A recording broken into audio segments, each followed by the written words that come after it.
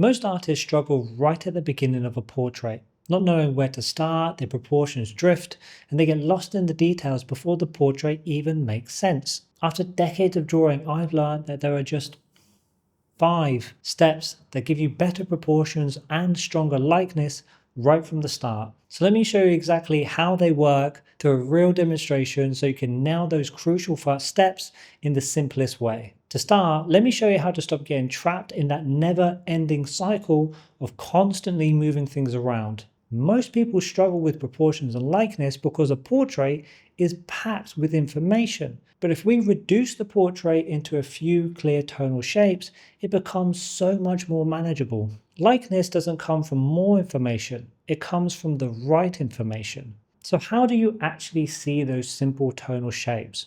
Well, to make this easier, I've built a free portrait tool that simplifies the portrait for you with just one click of a button. It groups the portrait into simple tonal shapes, separating the core lights from the core shadows, so you immediately know what to focus on. This means you can capture a stronger likeness much earlier on, and because the structure is simpler to begin with, the rest of the drawing becomes much easier too. It's totally free and you can download it in the description. So now let me show you how to actually build the portrait from the start without actually getting lost. One of the biggest mistakes artists make early on is focusing on the individual features too soon, because we naturally associate features with likeness. But if I were to show you this, can you tell me who it is? You can't.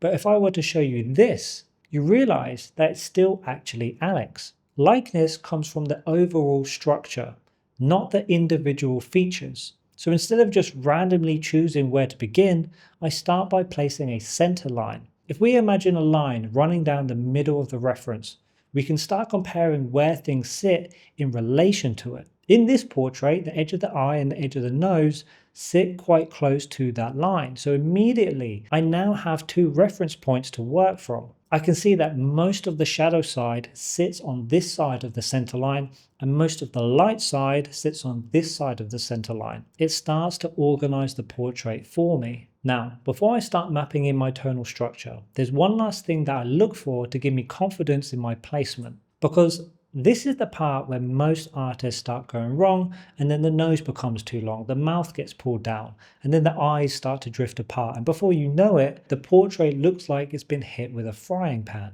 This happens because there's no framework connecting everything together. It's similar to a car park without any parking lines. In order to fix this, you have parking spaces to organize the cars, and we use landmarks to organize the portrait. A landmark on top of the head, the hairline, the brow line, and the nose line. Normally, I would also place one at the bottom of the chin, but because he has such a large beard, I just leave it out. Now here's the key. Finding the rhythm of the measurements and looking for patterns in the distances will make this whole process so much easier. Let me show you what I mean. In this reference, the distance from the top of the head to the hairline, to the brow line, and under the nose are all fairly similar. And this is gold for us, because repeating measurements make these landmarks so much easier to place. Now here's something that will save you hours on your portrait. Trying to navigate your way around the portrait, connecting the tonal shapes and building the structure can feel quite confusing. But there is a way to make this much more straightforward. Let me show you how. Do you remember those games in the magazines you would get as a kid? There would be a maze with 3 different paths, twisting all around, but only one of them actually led to the treasure. You'd have to use your finger to work out which route gave you the gold. But there's a reason why they made them like this instead of this. It would be far too easy because it's an easy path. And that's exactly why you want to draw your structure in the same way. Those straight lines give you an easy path. And notice I'm not being a slave to the reference. Even with what the foundation version is showing me, I'm still simplifying those shapes into straighter lines and clearer angles. Now this next step is a bit of a silent weapon, and most artists don't even realize they're missing it.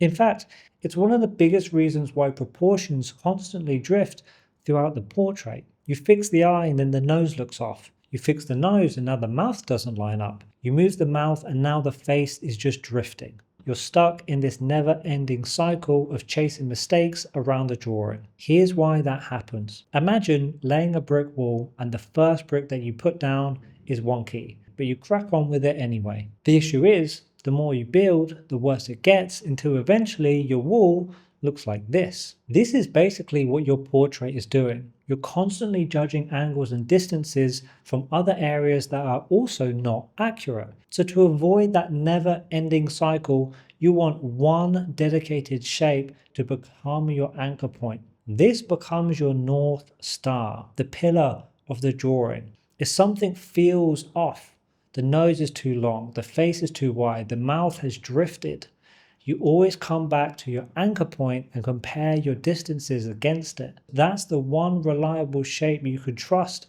from the very beginning. It doesn't even have to be a feature. It could just be a shadow shape on the cheek or around the nose or underneath the eye. It completely depends on the portrait and what the reference is showing you. So now, every angle, measurement, and decision is being compared back to this shape. Now here's the important part. This only works if your anchor point is accurate, because if the anchor point is wrong, you're going to get the wonky wall. And this is exactly why we simplify shapes so aggressively at the start, because the simpler the shape, the easier it is to place accurately. Now this next step is the difference between constantly fixing mistakes and building on top of something that's already solid. A lot of artists suffer from what I call the shiny object syndrome. Even if they already have somewhat of a structural base underneath, they rush straight towards the things that they think gives the portrait that wow factor. The pupils, the eyelashes, the hair, the smaller details. And I hear it all the time. It started off really well, but then it just slowly went downhill. Here's why that happens. You know that portraits contain a huge amount of information, but most artists build a foundation that looks like this instead of this. So the moment they start adding extra information and detail on top, the structure underneath collapses and the portrait falls along with it, which is why the best way to draw a portrait is by creating a solid foundation first.